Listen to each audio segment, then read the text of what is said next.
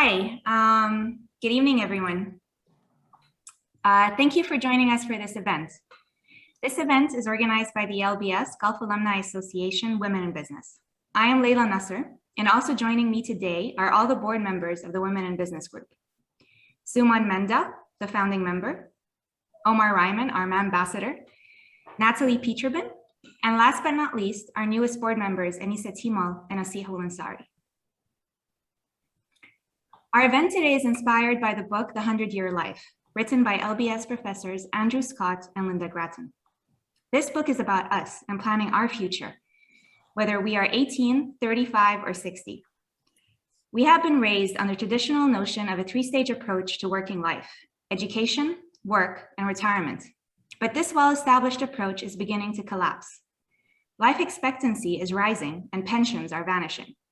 So how do we plan for the impact of longevity? The book recommends we audit our tangible and intangible assets and plan for the life we want. These include our finances. We will have to work longer. Our savings will probably not be enough to support us if we retire at 60, if we follow the traditional three-stage life. We will also need to focus on our intangible assets, such as relationships, our friends, love, family. All these will be important to support us living longer. Research has shown that good community involvement supports physical and mental health as we age. Our skills, the education we had in our younger years, will not see us through our careers. Moreover, if we're working for longer, we may even choose to have multiple careers. We may take breaks, go back to university, have a second career perhaps. Extraordinary experiences. We cannot keep up with the current pace of work if we are to live better and longer. We will need extraordinary experiences. We have to make time for our passions. And finally, health. Instead of just living longer, why can't we aim to be younger for longer? In conclusion, a long life does not have to be a curse, it can be a gift. We just have to plan well. So thank you again for joining us today in the first of multiple series to plan for the impact of longevity. Our focus today will be on health. The next event, expected end of October, will be on finances. So without further ado, I'll leave it to our moderators, Anissa and Natalie. Thank you. Thanks, Leila. Hello, everyone. I am Natalie, and welcome to our first webinar and our three-part series on the path to longevity. This evening, as Leila has mentioned, the focus is on health. And I'm joined by one of our newest board members, Anissa, who will be co-moderating with me. And we're delighted to introduce our three guest panelists. We have Viktorija, the CEO of MindTales, Dr. Persaud, an MD joining us all the way from the United States, the CEO of TeleCoach, and Keith, the managing partner of A Life of Education and the Physical Training Academy. Before we get into the questions though, I would like to invite each speaker to tell us a bit about themselves and why they're interested in longevity from a health perspective. And ladies first, Viktorija, could you please start off? Thanks so much, Nat. I'm really glad to be here. It's my pleasure and nice to meet everyone. So yeah, my name is Viktorija Aksionova. I'm CEO and founder of MindTales. So previously founding MindTales, I was working in finance over 10 years and I moved to Abu Dhabi 6 years ago. And a couple of years ago, I noticed a big gap in support systems, and a lot of people were not talking about mental health and lots of stigma around that. So that's why I decided to use my experience and to focus and help people to get support they need and when they need it. And longevity is very important for me, so I'm just very interested to live long life, and I can see how mental health actually can affect it. Great, thanks Viktorija. And Dr. Persaud from the United States. Hello, pleasure to be here. I am Dr. Persaud. I am double board certified in family medicine and lifestyle medicine. My focus is on treating the root cause of the disease and not just the symptoms. So I went into lifestyle medicine because lifestyle medicine is for those who don't know, is evidence-based medicine that uses lifestyle therapeutic approaches as primary modality to prevent, treat, and even reverse chronic diseases related to lifestyle, and using medications as a secondary modality there. I always say that doctors are good at making sick people well, but we're bad at preventing well people from getting sick. So in lifestyle, I focus on teach the 6 pillars, which is First one is nutrition, 2 is physical activity, 3 is proper sleep health, 4 is stress management, 5 is avoidance of risky substances, and 6 is healthy relationships and social connectedness. Thank you, Dr. Persaud. I mean, I look forward to hearing what your response is going to be. And finally, but not least, Keith, if you can introduce yourself. Yeah, my name is Keith. I'm originally from Ireland. Having grown up sporty and obsessed with everything sporty, I sort of went into university down the sports management route and became a part-time personal trainer through college, and then realized that it was the sort of injuries and the getting people from out of pain that really stimulated my interest. So that then led me to do a degree in London, in Twickenham, in sport rehabilitation, which then initially my career went into professional football, and I was rehabbing the guys from the British military that were coming back from Afghanistan in 2012, 2013. So it was quite intense, high stakes kind of stuff, some complex trauma in there, much more just around pain and rehab and getting guys back on their feet. And then when I moved to Dubai, I went back into sort of the private sector, and lots of the people that were coming to me to be trained were much like, wouldn't necessarily consider themselves injured, but they had some sort of issue that was holding them back from losing weight, whatever, changing their life. It was a knee pain, it was a back pain, it was whatever it was. So I started to realize that actually it's not just about putting people back onto football pitches and like back into high level training. Longevity comes from being able to actually tailor physical training and tailor physical exercise towards the needs of the person. So somebody who's 40 might not be injured, but we have to nearly approach them like someone who's coming out of a post-surgery sort of back issue, because they just, their stability is so low. So that showed me the benefit of being, you don't have to be the highest level athlete, but being fit and able and capable to do the day-to-day things that will then kind of slingshot you into the later years and not be hampered or hindered by pain and physical debility. Great, you've already touched on some awesome stuff. We haven't even started the interview, and I'll just hand over to Anissa now. Thank you so much, guys, for introducing yourself. My name is Anissa, and throughout the interview, you have the opportunity to ask questions from the audience. We just asked that you would put them in the chat, and we'll try to get the answers from our speakers as soon as possible. Otherwise, if there's any questions at the end, we'll try to have a Q&A session. So let's get started. Let's dive straight into it. And I'm going to start with Dr. Persaud, and in asking, what do you think are the 3 biggest threats to longevity from a health perspective? That's interesting, because when it comes to health and wellness, I look at the 3-part equation to health and wellness, and that is diet, physical activity, and rest and relaxation. So the three-headed monster, the three threats would be poor diet, lack of exercise or physical activity, and more stress, less sleep. If I look at diet first, it's important to note that this is nothing new. This is understood years, thousands of years ago through Hippocrates. Hippocrates once said, "Let food be thy medicine, and medicine be thy food." So if your diet is good, medicine is of no use. If your diet's, if your diet is bad, rather, medicine is of no use. But if your diet is good, medicine is of no need. Let me make sure I get that out clear there. So it's very, very important to understand this there, because unfortunately over the years, these words have fallen and this advice has fallen on deaf ears. The number one cause of number one cause of death, diet. The number 2 cause of disability is diet.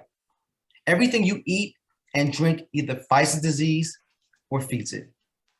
Something really important to know. So 90+% of the chronic diseases that we are faced with, such as cardiovascular disease, diabetes, and cancer, stems from your diet, your lifestyle, and environmental exposures. In environmental exposures, I mean the air we breathe, the water we drink, the off gas from the paint and the carpet, the herbicides and glyphosate that our foods are drowned in, and chemicals that we call EDCs. Less than 10% of those chronic diseases are genetic. This is why I'm always telling people that DNA is not your destiny. Dinner is. Dinner is. We are all made up of DNA. And DNA is genetic code that it pretty much influences the story of our lives. But those genes don't actually dictate your future. We have a say in how those genes are expressed. And that is called epigenetics. Epigenetics is the change in the organism caused by the modification in gene expression without changing the gene sequence. Whoa, I know there's a lot to swallow. Let me explain that. In other words, your diet and your lifestyle can either turn off the bad genes and turn on the good genes, and vice versa. And that's, of course, very, very important to understand there. For example, to give an example, there's compounds in cruciferous vegetables, okay, in cruciferous vegetables that can actually turn on tumor suppressor genes and turn off tumor promoter genes. So in summary, your genetics holds the gun, but your lifestyle pulls the trigger. No, that's amazing, Dr. Persaud. Honestly, epigenetics is such an interesting topic, and I think we could probably do a whole webinar just on that. I'm hoping there's some questions about that as well. But Viktorija, we also know from a longevity perspective that mental health is extremely important. And I guess you could say it's been taboo in the past, but there are a lot more prominent figures now that are coming more vocal about the importance of it. And your startup, as you said, MindTales, is trying to break this taboo by encouraging people to take care of their mental health. So can you please explain to us why looking after our mental health is actually quite vital to sustaining a long life, and suggest any tips that we could use to improve our mental health longevity? Sure, thanks, Nat, for this question. So actually, when you think about it, physical well-being and emotional well-being is two sides of the same coin. So physical health affects mental health and vice versa. And one of the clearest areas where we can see that link is actually in longevity. And many studies found that people who have severe mental health disorders actually live shorter than people who don't. And according to World Health Organization, people who have severe schizophrenia or depression can shorten their life for 10 to 25 years. So, and actually when we think about that, we think why is that? And we assume that people might have, which have mental health problems, die of suicide or accidents or overdose. But actually people who have severe mental health disorders, they die from the same causes like anyone else. And majority have cancer or diabetes. It's just the thing, people, for example, who have depression have 50% chance more to die from cancer and 67% chance more to die from heart disease. So when you just think about mental health really affects, and we just don't realize that. But it's good thing that opposite is true as well. So there were many studies looking at the older population and seeing how people actually when they older and how their well-being affects their longevity. And there was one study done, and it's published in Harvard research. So people who were older, and they were doing 5-year study. So people who were feeling happy and content on a daily basis were 35% less likely to die in a 5-year period. So the thing is, now we have more agency on our lives than maybe we think, and there are different ways how we can affect. So I think first we need to have some kind of mental hygiene and daily check-ins with ourselves, and there are various ways which can be suitable for different people. So for example, I would recommend having a short you don't need to spend a lot of time to have like mental health routine, like in the morning to have like a morning routine. So for example, it can be like having gratitude, journaling, or breathing exercise or meditation. There can be various ways. For example, one of my favorite is like breathing exercise called box breathing. If like some of them might know, like it's used as well, like in Navy SEALs and other organizations. So it's very simple technique. It's just like breathing, count until 4, then hold, count until 4, exhale, count until 4, and hold. And you can do that like for 5 to 10 breaths, and actually you feel much grounded when you do that in the morning. And other things, I think exercise is really important, and I think probably Keith will talk about it more, like how exercise affects mental well-being. Thank you. Thank you, Viktorija. Yes, we're going to move on to Keith now, because we know you provide a very different perspective on the topic of longevity. We all know that exercise is important for our physical health, but why is it so important for our brain and also our mental health?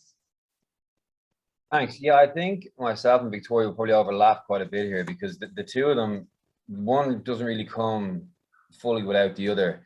I think we all are very aware of the typical benefits of exercise, where, you know, it improves your stress, reduces stress, improves your mood, releases the endorphins, everything, you know, that we read all the time. We read it everywhere, all the studies, all the news. But there's much greater kind of secondary effects that having exercise sessions or exercise bolted into your weekly kind of routine that helps expand your sort of mental health into different realms. So things like just having a routine, and this comes from what people will tell me, you know, when they've come back into the gym, when they've come back into their routine, one of the main things you'll hear is, I feel so good. I just finally feel like I'm in a routine now. So having that exercise, irrelevant of necessarily what it is, whether it's gym, whether it's walking, whether it's yoga, but just having something in the diary then allows you better control throughout your day. So you might exercise in the morning, it sets you up better throughout the day. You on your way to work, you're feeling better about the traffic, you're feeling better about sitting at the desk, the pressure you have from your boss, the decisions you have to make that day.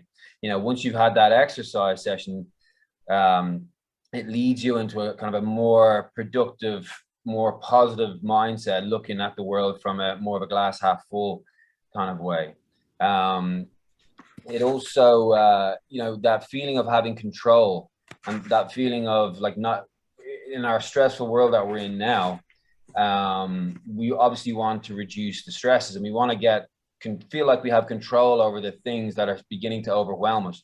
So when you are consistently exercising, if you've stuck to a routine and you feel like you have this sort of health and exercise aspect of your life nailed, whether you've got appointments at the gym or appointments at the yoga studio, or you meet friends for a walk or whatever it is, you feel like, right, at least I've got some element of control over that. My body weight's not getting overweight, or I'm not, you know, feeling sloppy and lazy throughout my day. So that element of control, then that spills over. Well, if I can get control of that, then I can probably get control of this other thing that's stressing me out. So that kind of overflows. You become the person who, all right, well, when things are not going straight, what do I need to do? How do I arrange my day? Well, let's start with exercise. It's the easiest thing I can do. I can go for a walk. I can join a class. I can go for a cycle. And I think that's where the kind of the hidden benefits of exercise comes in for people's mental health. Great. It's kind of like you need two competing priorities in order to balance the two most stressful things that you're pointing out there. So on the topic of mental health, it's interesting that researching this, it was news to me that Alzheimer's actually affects more women proportionally than men. And so Dr. Persaud, what advancements have been made in Alzheimer's treatments in the last 10 years? And are there any breakthroughs that are on the horizon? And is there anything in particular that we can do to potentially reduce our chances of getting Alzheimer's? You know, they're always making new medications to help with Alzheimer's disease. Unfortunately, the medicines that are out there, all they do is help the symptoms. They don't prevent, they don't really slow down the progression, and they don't cure Alzheimer's disease. So really, you have to go back to the basics and the fundamentals. Yes, Alzheimer's is more common in women, and it's actually more than double the risk in women. However, it's more aggressive in men, so it kills men faster. And the reason why that is they're really not too sure, but they're thinking that there's a gene called the KDM6A gene that is on the X chromosome of women that allow women to have a longer survival than men.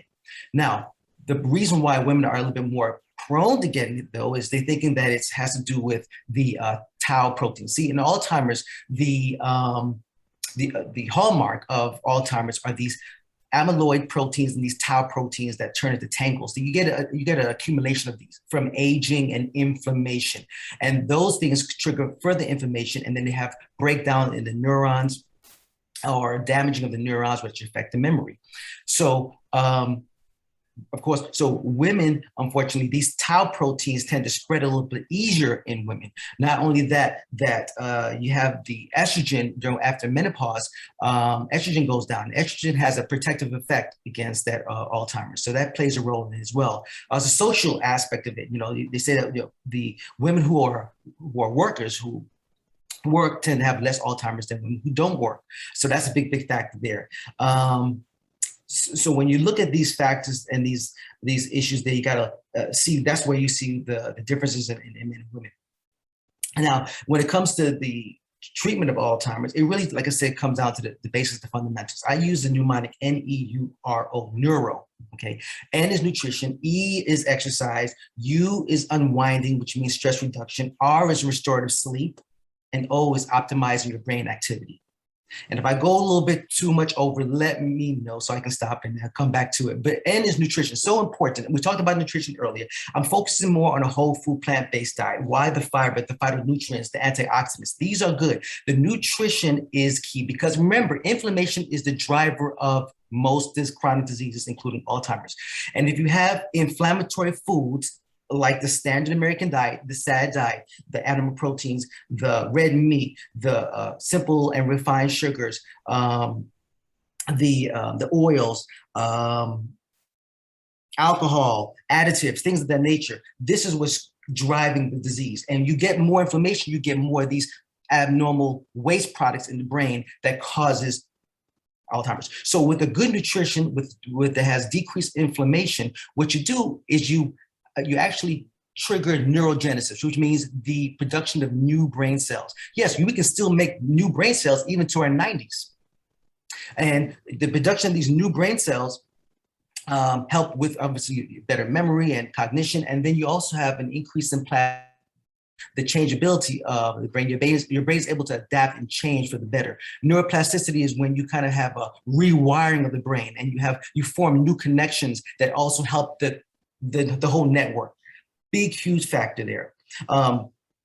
So we got to look at nutrition as a key factor here when it comes to Alzheimer's overall. The other thing you have to look at is in Alzheimer's, they call it type 2, they call it sometimes the type 3 diabetes. Type 3 diabetes because the same phenomenon that goes along with diabetes with insulin resistance is what occurs in the brain. You have insulin resistance in the brain, which pretty much prevents insulin from,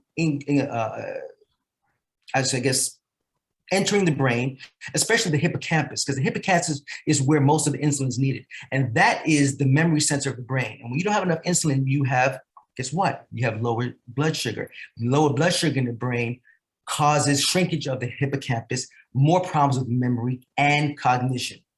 So diabetics are 3 times more likely to get Alzheimer's because of the same phenomenon of insulin resistance. Insulin is not being able to work at the brain level there, because a lot of times that high sugar from diabetes, it damages, because high sugar is inflammatory. Inflammation is bad. It's inflammatory and it causes destruction of the insulin receptors, which causes a decrease in that sugar being uploaded.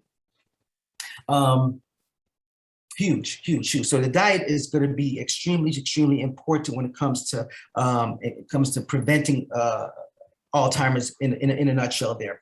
The other things is we talked about exercise. Keith mentioned exercise clearly. We know the benefits of exercises, but exercise not only helps the insulin sensitivity, which we talk is an issue with diabetes, but exercise also increases BDNF, brain-derived neurotrophic factor. And this chemical, so to speak, is involved in increasing neurogenesis, which is the making of new brain cells. It also increases plasticity, neuroplasticity, which is the rewiring of the brain. More BDNF, you have better memory, cognition, etc. Thank you. Sure. Thank you so much, Dr. Persaud. I mean, that's really interesting, learning all of this about Alzheimer's. Personally, I know a lot of family members that has it. Now we'd like to ask Keith, would you say there's a difference in the way we age physically depending on our gender? We've just heard how Alzheimer's affects us depending on our gender. Do we age physically differently depending on our gender? And if that's the case, should men and women be exercising differently? I think I'll leave the microbiology to Dr. Persaud and just speak broadly terms, because he could talk. I'd listen to him talk all day. Broadly speaking, between men and women, there is, if you look at how because as we age, we sort of decline in our vitals, like our bone density, our ability to create strength, our neural output, balance, coordination, all of these things sort of peak in our late 20s, mid 30s, late 30s, depending on what we're talking about. And then they begin to drop off as we get older. So our bones become a little bit more porous, which is effectively the small little struts that connect the outer shell of the bone deep inside. Those spaces just become wider as the bone begins to be reabsorbed into the system. So the rate at which that happens can be different for men and women, but the biggest thing to think about is, if you can imagine where your average man and your average woman are starting from, coming out of their late 30s. So you'll have, because the man has a little bit more mass and potentially a little bit more active throughout his younger life, he'll have laid down a little bit more bone, bigger bone, denser bone, longer bone, bigger cross section. And then the female, who typically a little bit more petite in size, cross-sectional area, she has a lot less bone to lose. So as you get older, if it weighs at an arbitrary amount of, say, 5% every 5 years, there you get to a threshold as a female that's a little bit more vulnerable in certain positions, in certain bones of the body, specifically about bones. So for example, the femur, the head and the neck of the femur are connected by a small little strip of bone. And that's effectively one on each side of those. That's where your entire upper body, pelvic weight is being distributed. So if that's almost like the weakest spot of your physical anatomy. So if that begins to degrade too little, that's where you sort of start wondering and trying to prevent hip fractures, hip replacement surgeries. All those things that are involving the hip are typically coming from that particular weakness. And it's only because the female as she's aged, that's become brittle enough where it's just around that threshold they need to worry about. Should they train differently? On the macro scale, largely speaking, any sort of movement-based exercising like yoga, dancing, that's going to help the coordination, the balance, the kind of the mind to body physical connection is going to be really important as we get older, so we don't trip and fall and lose our balance and those kind of things. Resistance training for strength, just in general, to keep that load going through the tissue, keep the muscles working, keep them creating force on the bones, through the tendons, keep the ligaments active. So in the macro scale, no, but then just to go one more and to go into the micro of an actual exercise session, typically a male will be able to lift more weight than a female, which is kind of common sense, but it's worth saying. But what that will mean is a female will, if you're doing the exact same exercises, a female will recover quicker within that time period between the exercise sets, as opposed to what the man is. So if you happen to be training with your other half, male or female, and you're recovering at different rates, the man is just working with a little bit more of an engine. He just needs that little bit longer. That's something to remember as the males get older and they're used to recovering in 50 seconds, 60 seconds. And now it's taking them 2 or 3 minutes to recover. You know, The ego is present. Everybody's looking at them. And it's like, okay, there's differences. The female beside them now she's ready to go, saying, come on, let's go. You know, there's physiological differences as well as just general fitness differences. That's very interesting, Kay. Thank you. Dr. Persaud, just a quick one. Someone in the chat wants to know what the O was in neuro. Oh, the O is optimizing brain health or brain activity, optimizing brain activity. And what that basically means is just kind of make sure the brain is like a machine and we want to kind of optimize it as best as we can. So we got to keep it working. We got to stimulate it through, for example, maybe learn a new language, playing an instrument, playing games, crossword puzzles, things of that nature, kind of keep the machinery kind of working. Awesome. Thank you. Victoria, back to you. What would you say the first steps that someone could take if they believe they actually do have a mental health issue, but they've got no idea where to start? And in answering this, can you talk to us about how MindTales can help? And if someone was to sign up for it, what would they actually have to do? Sure. So actually, I think recognizing that you need help is a very important step, because sometimes people, when they feel like overwhelmed or stressed or anxious, they don't know what is happening and cannot actually pinpoint the issue. So I think there are lots of different resources, and sometimes it is a bit overwhelming to see like, okay, what do I do now? Like I feel stressed or anxious, like, do I need to talk to someone? Is meditation is for me or anything else? So when I was creating MindTales, so like I have this in mind and just helping like people like how they can better enable themselves to look after themselves. So actually what we created in MindTales, so you can download the MindTales app, and initially there is onboarding, and then we provide you questionnaires.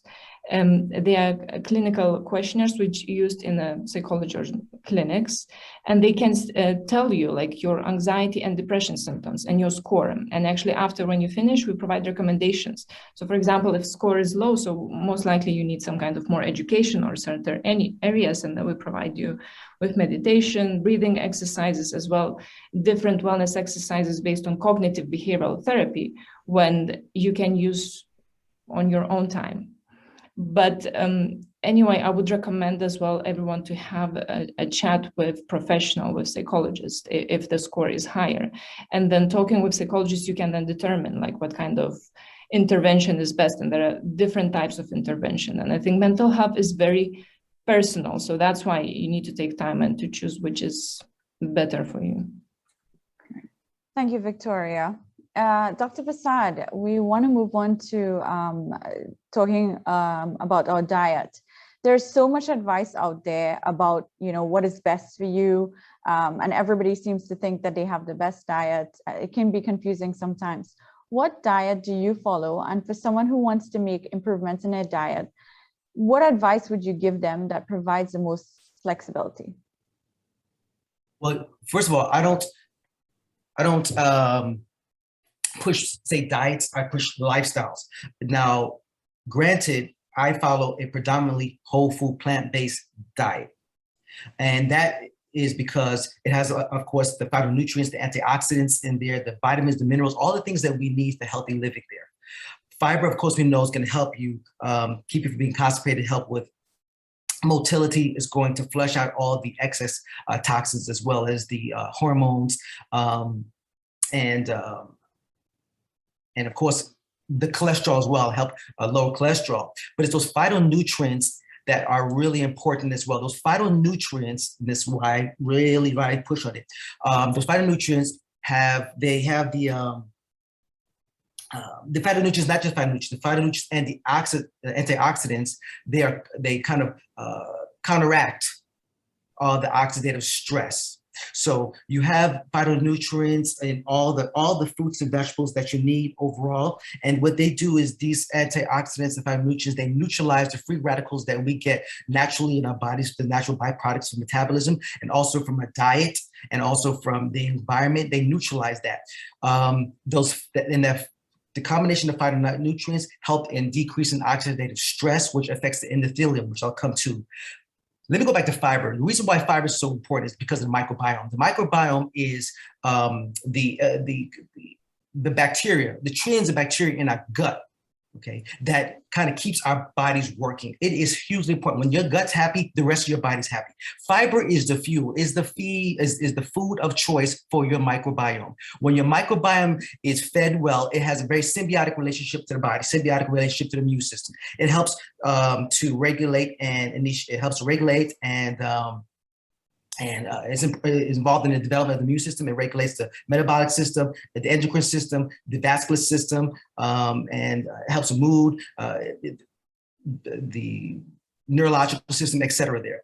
So we have to look at the microbiome as being important. And when that fiber that you take in is fed to the fiber that's fed to the microbiome, it makes butyrate, which is a short chain fatty acid. That butyrate helps keeps the gut lining intact. It keeps the integrity of the gut lining. It helps decrease blood pressure. It decreases your weight. It helps with antioxidative, anti-neoplastic properties, all that. Now, when you're putting pro-inflammatory foods, such as the animal proteins, the animal proteins, the fats, the simple sugars, the refined sugars, the trans fats or processed meats there, what happens is you get a dysbiosis of the microbiome. Now you get the good diversity of the microbiome changes, and you get this bad bacteria start developing, and that bad bacteria makes endotoxins like lipopolysaccharide, which damages the gut lining. It could cause a lot of bowel disease to cancer, but it also allows for the bacteria in the gut to get into the system, which causes inflammation as well. That's what we call that leaky gut syndrome there. And it's important. Inflammation is important. Why? Because it affects the endothelium. Endothelium is the key to longevity. If your endothelium is intact and it's normal, you live longer. If not, you live shorter. Endothelium is the lining of the vascular system and the organs. Okay, that is the defense barrier to your organs and your vascular, and the outside, the toxic culture that we live in, food and exposures. So when that endothelium is disrupted and compromised, nitric oxide is in there. You deplete the nitric oxide. Why is nitric oxide important? Because nitric oxide helps with vasodilatation, or dilating the arteries. It helps with the flow of the blood and flow of the arteries, and it prevents stickiness. It prevents the thickening, and it also prevents plaque and blockages in there. And the endothelium is the precursor and the driver. Inflammation is the driver and the precursor of all these chronic diseases, which stem from the endothelium. Wow, that's amazing, Dr. Persaud. Thank you so much.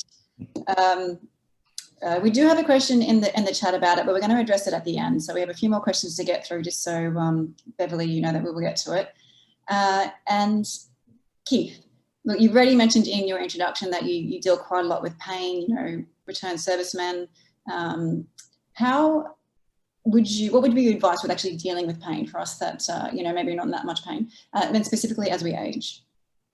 I think so. I could talk about pain for the whole time here. I think it's important to try and grasp a few basic theory parts of it, and then to kind of what are the practical bits people can do.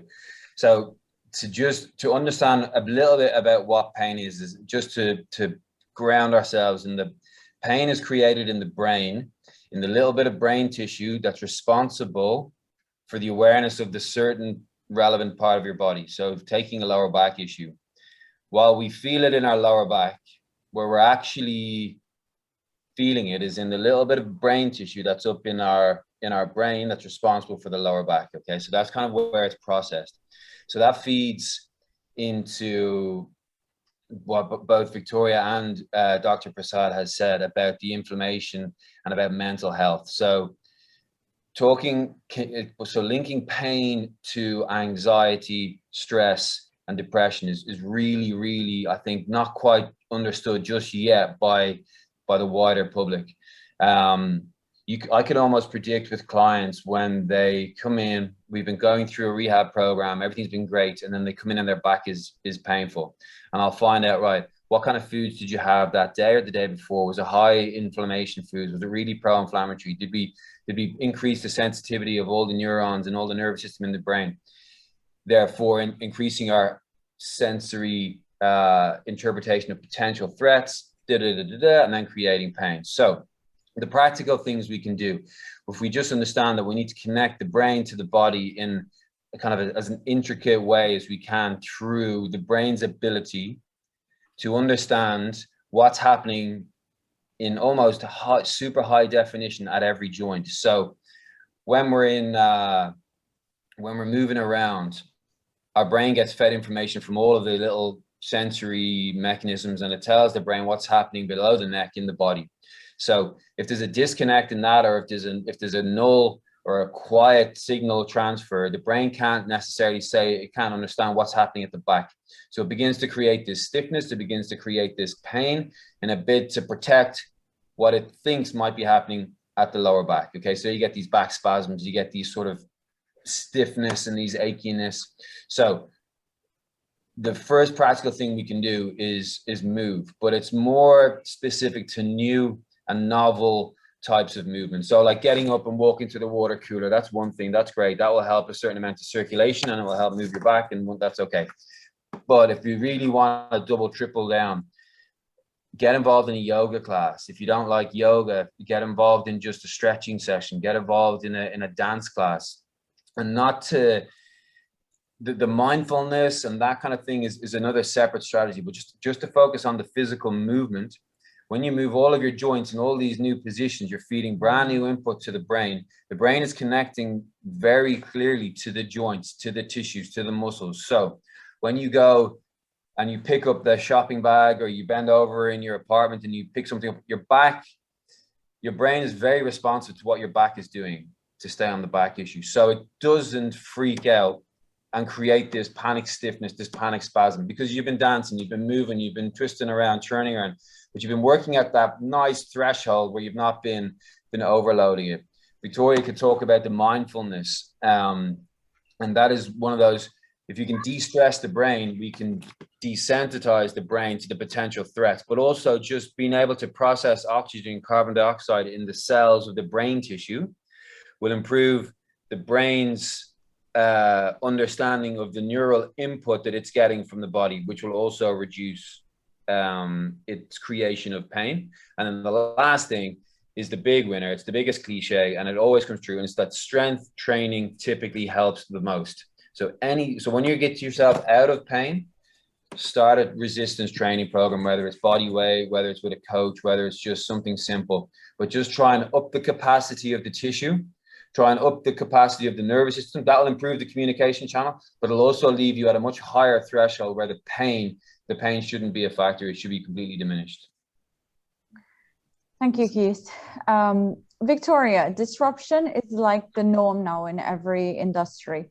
How do you think the mental health industry will evolve in the future? And what do you see as the biggest challenge?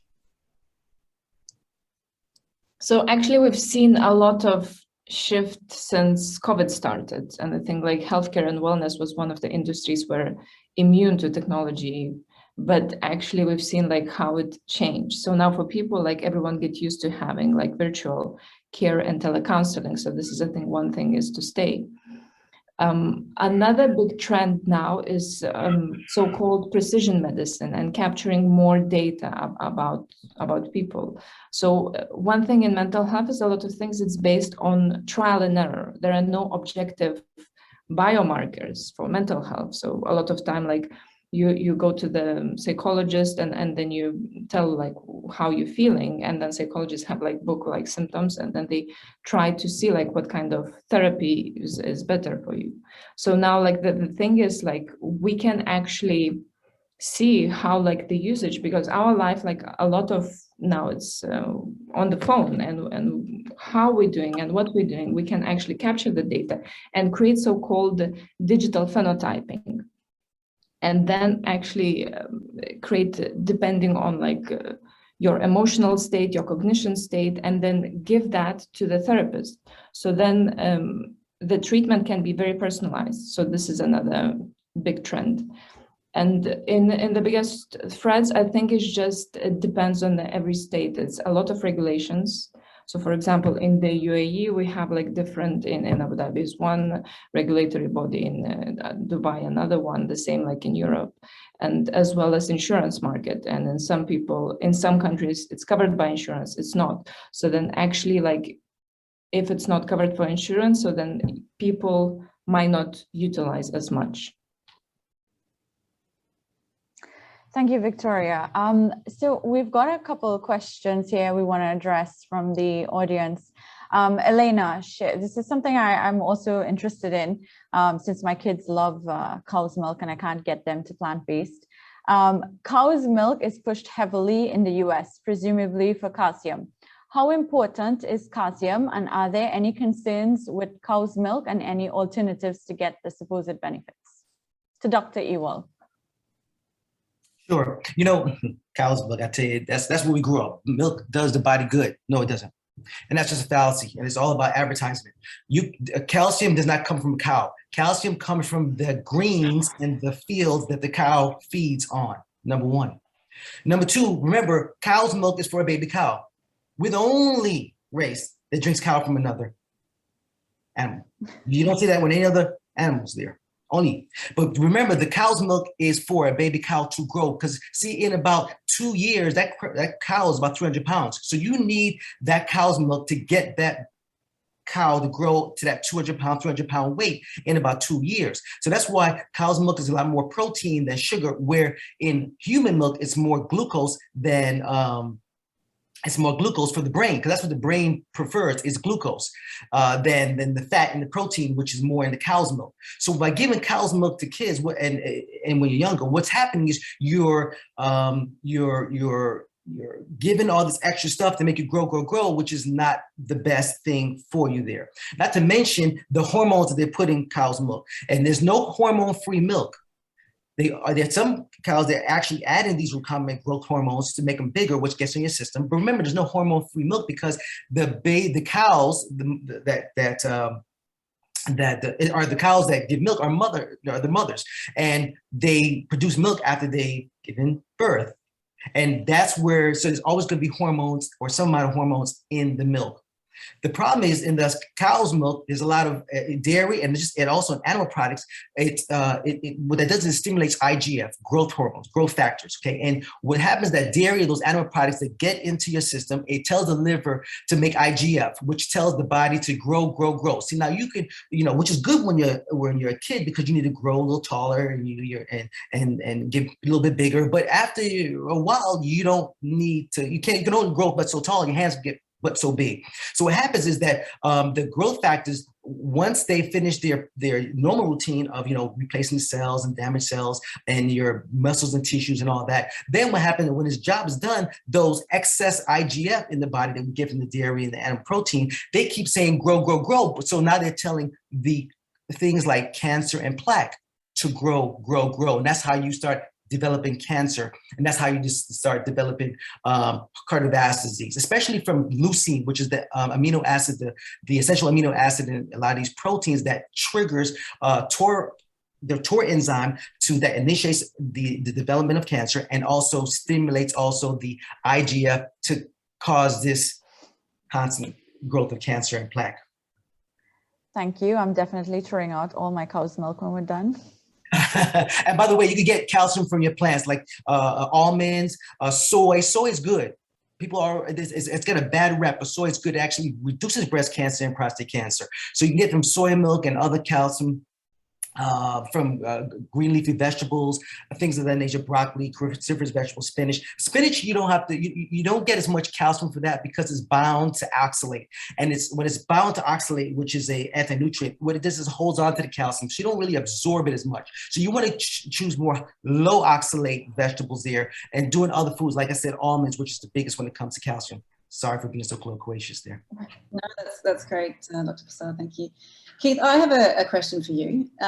Compared to our, grandparents and even ancestors before, we all live such a sedentary lifestyle now. And it is quite difficult to get, I guess, that incidental or accidental exercise. Do you have any tips, especially in an environment that's a bit more challenging, like, for those of us that are joining from the Middle East, it's a lot hotter, to do that exercise without exercising? Yeah, it's funny you call it accidental exercise. We used to have a thing when we were playing rugby where the coaches would make us in the middle of the thing. They'd make you, if you did something wrong, you'd have to run the length of 2 pitches, and we used to call it hidden fitness.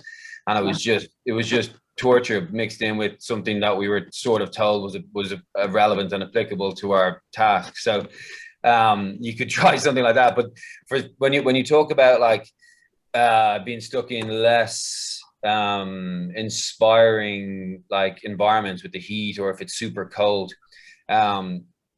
nowadays, like since the pandemic, lots of stuff has gone online. So there's a lot of resources out there that you can do, like yoga at home. You can do with these new with the prevalence of fitness trackers now, everything counts your steps.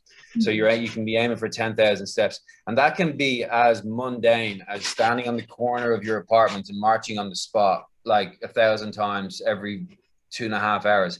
That is the same kind of effort as you're talking about walking outside. So if you're really limited, if there's a blizzard outside, or if it's 50 degrees outside, and you're in that mental place where you need to get some exercise done, like stair climbs in your building, is just flip that switch and get those endorphins going. But like again, talking about just those novel movements, don't underestimate the power of taking a dance class, like an online dance class where the instructor is speaking similar to like we are. There's like 50 people there, and you're just trying to bounce around the room, and you're getting it all wrong, but some you get right, and it's something new. Like that brain body connection, it's fun. It's, you know, if you've got family, if you've got kids, you can get those involved. But what I would also would say is like, you kind of mentioned a little bit of lacking inspiration. Like take the plunge and put something in the diary as a trip abroad, a hiking trip, or an active trip where, I'm going to be doing this thing in 4 weeks time. I have plenty of clients who've booked hiking trips, and they're not hikers. They usually go on weekend getaways and staycations and things. But now, right, well, I have this. I'm going to be on that mountain. I need to get going. I don't have a choice. I don't get to just want to stay home or want to watch Netflix. Like, I'm going to be there. My friends are going to be there. They're going to make me go. So keep the pressure on yourself a little bit. And I think you'll see that you sort of find that inspiration yourself, and you just get going and you find those things. The steps are great. Dancing, yoga, I'm all for anything that gets people moving. Thank you. That's great. I appreciate it. Viktorija, we have a question for you. Just wanted to know, in terms of MindTales, like seeing a traditional therapist is really expensive, and some people can't afford. In terms of MindTales, what's the cost of seeing someone getting help through the app? Yeah, so actually you can download the app for free, and then they do exercises and the CBT course as well for free. And if you want to have a counseling session, is $80 per session, per 1 hour. So we really wanted to democratize and lower the cost, because here in the region, it's usually you need to pay $200 to have access to the counselors. But I think like everyone should be able to access that.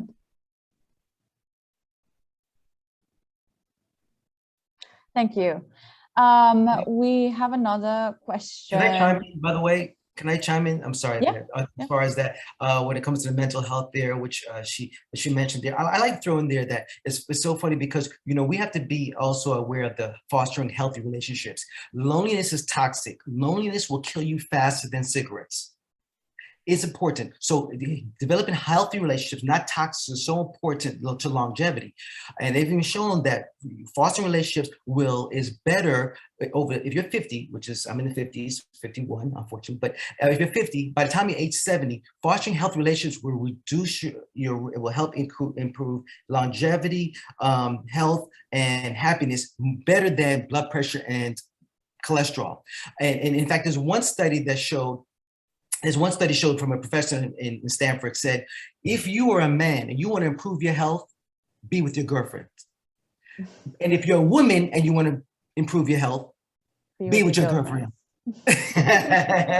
So I didn't know how men drove you crazy. So sorry for that. I wanted to chime in on that. So important to get the right important relationships there. I like it. I mean, I think we have time for one more question. So there was a question on, organic produce being so expensive. you know, what are your insights on organic versus just regular produce? Absolutely. Organic, important. Now, unfortunately, a lot of these things are not 100% organic, but you really want to go organic as much as possible. It costs to eat healthier. It costs maybe about, they did a study, I think, in National Institute of Health, National Harvard Institute, whatever. But they did a study and showed it costs about $50 to $75 more per month to eat healthier. Okay. And if you think about it, that's a standard meal on one night. So it's not that expensive. And my thing is that it's a lot, you know, eating healthier is definitely a lot less expensive than the surgery on that coronary artery or that chemotherapy that you're having. And it's definitely a lot cheaper than a liver transplant from fatty liver. So that's huge. So if you go organic, and then you can go to the Dirty Dozen, it always tells you there's certain foods that need to be organic. Need to be organic. And there's some foods that may not need to be organic because it's less pesticide use. But that's important because these pesticides, these herbicides and pesticides that are used in non-organic can have a big impact on our health. It affects the integrity of our endothelium, which we talked about earlier, which is the longevity of, which is associated with longevity.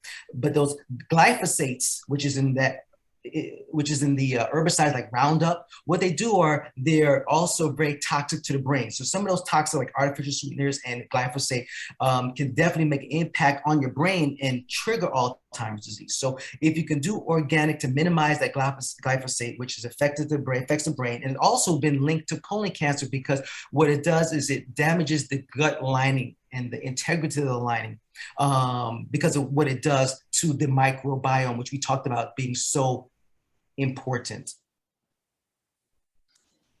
Viktorija and Keith, I'd like to hear if from your industry and your experience, if you have a perspective on organic versus organic. Keith, open the floor to yourself first. I mean, it's easy for me to say as a single guy, you know, buying food for myself. It's very difficult when you start talking about families and kids and picky eaters and people that struggle to, you know, digest certain things. Obviously, people do better with organic food. You know, it's not rocket science. If you can't make your entire fridge fresh straight from the farm, pick a few key foods, you know, focus on them. Try eliminate some of the more processed, the more grainy, maybe some of the red meat, you know, whatever you know as the worst of your kitchen, just eliminate it, get rid of it, get rid of the milk for sure. I totally agree. Bovine hormones is a crazy thing for humans to be drinking. Like, don't buy organic milk, just don't buy milk. Maybe buy some almond milk or just change your thing. But look, again, that's easy for me to say. I don't have a table of kids that I need to feed and control and just get through the day. Viktorija might have another opinion on it.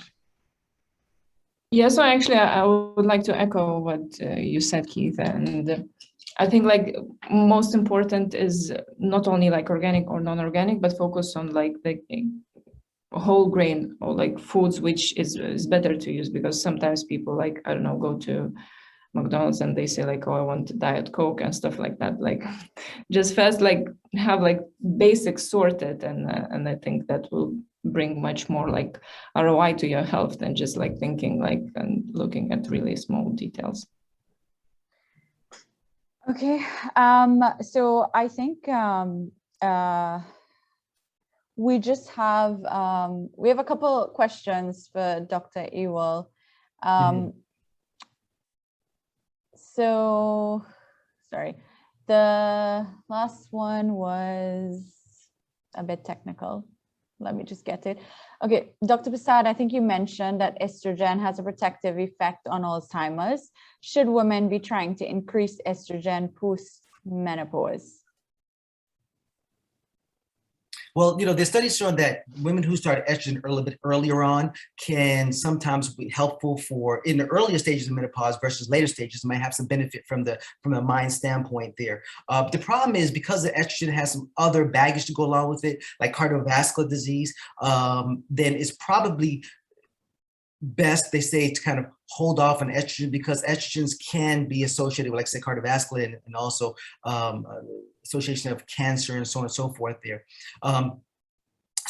But there's still some controversy on that, and for the most part, you got some positives from early on, but you also have some negatives, and that's why usually if they're going to give estrogen, it's not for, say, Alzheimer's, it's not for cardiovascular, it's mainly for the symptoms, just so the wife won't kill the husband and keep him comfortable, and then try to take him off of it because of the cons outweigh the pros, and that's why we focus not just on the estrogen, we focus on other things that you can do that can help with the body and increasing a lot of that whole food plant-based, which is the fruits, the vegetables, the legumes, which is the beans, peas, split peas, lentils, the nuts and seeds and mushrooms, all those in a diversity of all those really are going to help tremendously post-menopausal, just an overall brain and cardiovascular health, etc. You get a lot of benefits from the cruciferous with sulfonylureas. Sulforaphane mushrooms have glutathione, which is a potent antioxidant. You have beta carotene from the carrots to help the heart. You have the bell peppers and spinach, which has lutein and zeaxanthin, which helps with the vision and also helps with age-related macular degeneration. And lycopene in tomatoes that help with prostate cancer. These are all the things that can be done as opposed to just focusing on, let me try to supplement myself with these foods. And once again, these foods, even if it's not organic, at least you're getting a whole food plant-based. I would say if you could do majority organic, it's going to be the best, mainly because of glyphosate, which I told you is a toxin. Thank you. So I think we're just about out of time. I think we could go on here because this is such an important topic, but we've covered quite a lot in terms of mental health, exercise, differences between men and women. I mean, one of the key takeaways, well, I've got two key takeaways. The first thing is your DNA does not determine your destiny, which is great. And we should all throw out the milk.